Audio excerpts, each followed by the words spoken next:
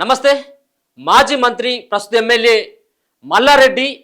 మల్లారెడ్డి కొడుకైనటువంటి భద్రారెడ్డి రాజభవనం పైన ఐటీ అధికారులు దాడులు చేయడం జరిగింది, సోదాలు చేయడం జరిగింది. ముఖ్యంగా భద్రారెడ్డి కావచ్చు, మల్లారెడ్డి నిర్వహిస్తున్నటువంటి కాలేజీలు కావచ్చు, మెడికల్ కాలేజీలు ఉన్నాయి, అలాగే ఇంజనీరింగ్ కాలేజీలు ఉన్నాయి, హాస్పిటల్స్ పైన ఏకకాలంలో ఐటీ అధికారులు దాడులు చేసి పెద్ద మొత్తంలో అవకతవకలకి, ఆర్థిక లావాదేవీలకి అవకతవకలకు పాల్పడినటువంటి ఆరోపణలపైన గతంలో ఓసారి ఐటీ అధికారులు దాడులు చేసి మరోసారి ఈరోజు రీసెంట్గా ఉదయమే 6 గంటల నుంచి ఐటీ అధికారులు సోదాలు చేసినట్టుగా తెలుస్తూ ఉంది. ముఖ్యంగా ఇంజనీరింగ్ కాలేజ్ కావచ్చు, మెడికల్ కాలేజ్లో చదువుతున్నటువంటి విద్యార్థులు ఎవరైతే ఉన్నారో ఆ విద్యార్థుల దగ్గర నుంచి అత్యధిక ఫీజులు వసూలు చేసుకుంటూ రికార్డులో మాత్రం తారుమారు చేసేటువంటి విధంగా ఐటీ ఎగ్గొట్టడానికి మల్లారెడ్డి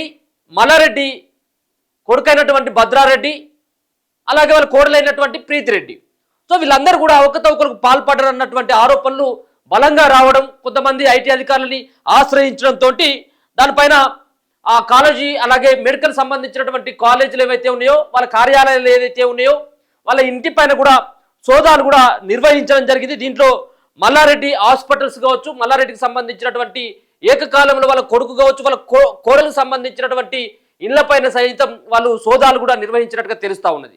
ముఖ్యంగా మల్లారెడ్డి అంటే మనకు అందరికీ తెలుసు, మల్లారెడ్డి ఏమో బయటికి చెప్పేది ఒక రకంగా ఉంటుంది, నేను పాలమ్మిన పూలమ్మిన అని చెప్పేసి చెప్తాడు, కానీ ముఖ్యంగా విద్యార్థుల దగ్గర నుంచి మాత్రం పాలన పిండినట్టే పిండుతాడు. ఏది అధిక ఫీజులు ఆ రకంగా ఉంటుంది, ఫీజులు వసూలు చేయడంలో పెద్ద ఏక నెంబర్ అన్నట్టుగా. నేను ఇంజనీరింగ్ స్టూడెంట్స్ని తయారు చేస్తున్నా, దేశానికి జ్ఞానాన్ని అందిస్తూ ఉన్నా అంటే ఇది ఏదో పుణ్యానికి చేసినట్టుగా, ఏదో దేశ సేవ చేసినట్టుగా గొప్పలు చెప్తూ ఉంటాడు. ఎవరు? మల్లారెడ్డి అట్లా చెప్తూ ఉంటాడు. కానీ మల్లారెడ్డికి సంబంధించినటువంటి వాళ్ళ కాలేజీలు కావచ్చు, వాళ్ళ ఇన్స్టిట్యూట్స్ కావచ్చు, వాళ్ళకి సంబంధించినటువంటి ఏవైతే మెడికల్ కాలేజీలు కావచ్చు, హాస్పిటల్ మొత్తం అందరికంటే ఎక్కువ ఫీజులు తీసుకునేది మల్లారెడ్డి.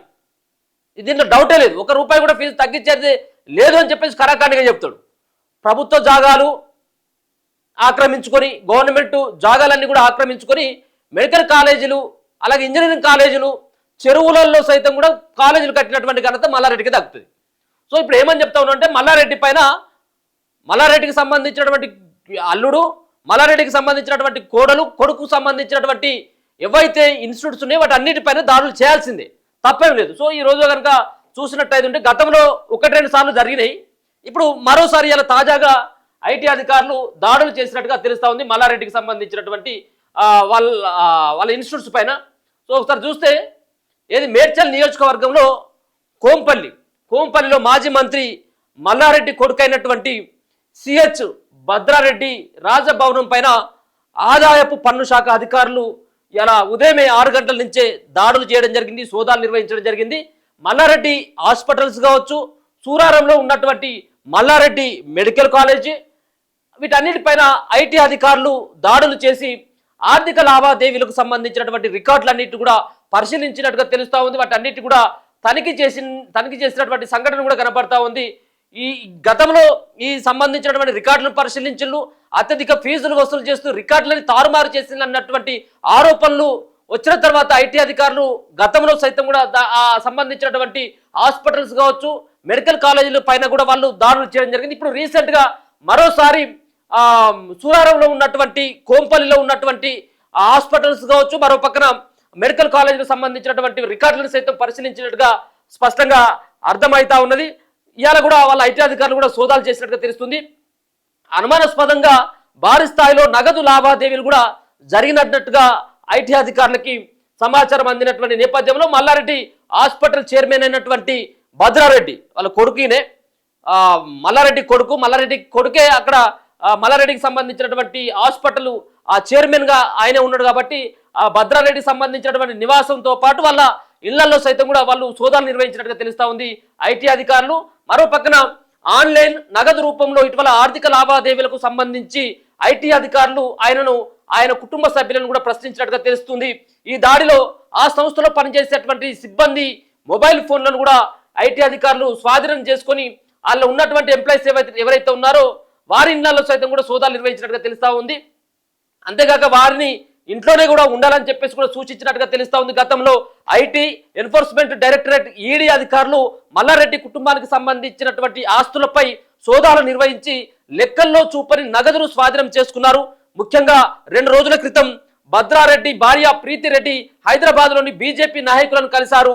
బోనాల ఉత్సవాల సందర్భంగా ఆమె సహచరులు బీజేపీ నాయకులు చిత్రీకరించినటువంటి బ్యానర్లను కూడా ఏర్పాటు చేసిన బీజేపీ నేతలని ప్రీతిరెడ్డి కలిసిన క్రమంలో ఆమె నివాసంపై ఐటీ దాడులు నిర్వహించడం ఇది కొంత చర్చనీయాంశంగా మారింది. మరి దీంట్లో ఇంకా రాజకీయ పరమైనటువంటి ఏమైనా కోణాలు ఉన్నాయా?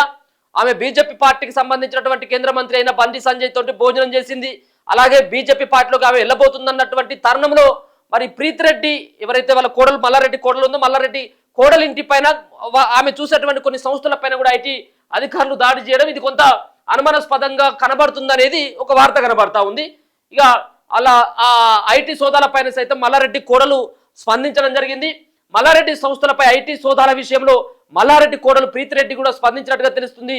ఐటీ అధికారులు ఇళ్లపై సోదాలు చేస్తున్న విషయంలో వాస్తవం లేదని చెప్పుకొచ్చేటువంటి ప్రయత్నం ఆమె చేసింది. 2022లో పీజీ సీట్ల విషయంలో కాళోజీ యూనివర్సిటీ ఇచ్చిన ఫిర్యాదుతో వరంగల్ పోలీసులు ఇక్కడికి వచ్చారని తెలిపారు. పోలీసుల దర్యాప్తులో భాగంగా నోటీసులు అందజేశారని మాత్రమే చెప్పిండ్రు. ఉదయం 6 గంటలకి అధికారులు రావడంతో ఐటీ అధికారులకు కొందరు ప్రచారం చేస్తున్నారు. ఇందులో వాస్తవం లేదనేది ప్రీతిరెడ్డి యొక్క ఆరోపణ. గతంలో వరంగల్ సంబంధించినటువంటి యూనివర్సిటీ ఏదైతే ఉందో కాలేజ్ యూనివర్సిటీ ఇచ్చింది గతంలో ఫిర్యాదు 2022లో పీజీ సీట్ల విషయంలో అవకతవకలు పాల్పడతా ఉన్నారు అన్నటువంటి దానిపైన ఫిర్యాదు అందడంతో వరంగల్ పోలీసులు ఇక్కడికి వచ్చి నోటీస్ ఇచ్చింది. కానీ పైన ఎట్లాంటి ఐటీ అధికారులు దాడులు చేయలేదు, సోదాలు లేవనేది ఆమె కొట్టిపారేస్తా ఉంది. చూద్దాం మరి, ఎందుకంటే ఈ మల్లారెడ్డి చెప్పేదానికి చేసేదానికి చాలా తేడా ఉంటుంది. వాళ్ళే కానీ వాళ్ళ కుటుంబ సభ్యులు కానీ ముఖ్యంగా ఫీజుల విషయంలో ఒక రకంగా వాళ్ళు రికార్డులలోనేమో వాళ్ళు 50,000 వాళ్ళు 2 లక్షలు 3 లక్షల రూపాయలు ఫీజులు తీసుకున్నప్పటికీ కూడా రికార్డులు తారుమారు చేసి ఐటీని ఎగ్గొట్టేందుకు చాలా ప్రయత్నాలు చేస్తూ ఉంటారు. ఇది వెన్నతో పెట్టినటువంటి విద్య మల్లారెడ్డికి.